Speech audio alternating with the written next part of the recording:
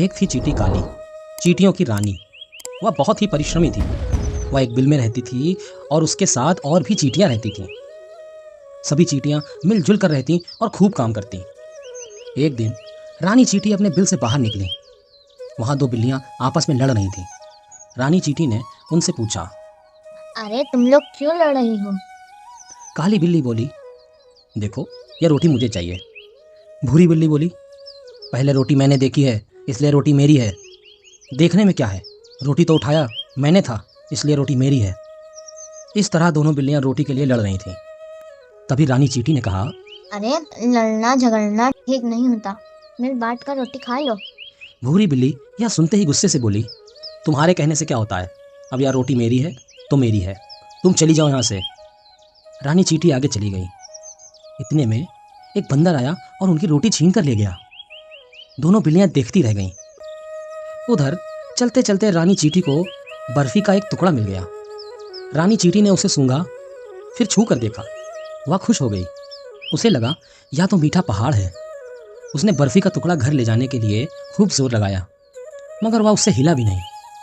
वह फौरन भाग कर गई और बहुत सी चींटियों को बुला लाई। सभी चींटियां पंक्ति बनाकर एक दूसरे के पीछे चलने लगीं। आगे आगे रानी चींटी चलती, पीछे पीछे सभी चींटियां।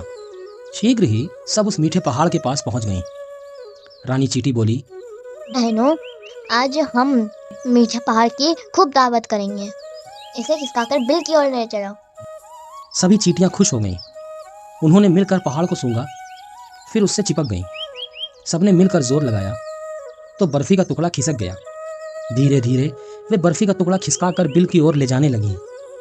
रास्ते में उन्हें वही काली और भूरी बिल्लियां मिलीं।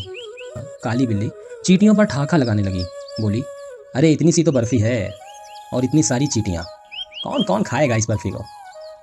रानी चींटी हंसकर बोली, हाँ हाँ हाँ, हमारी फिक्र मत करो, हम सब मिल बांट कर खा लेते हैं। परंतु तुम्हारी रोटी का क्या हुआ?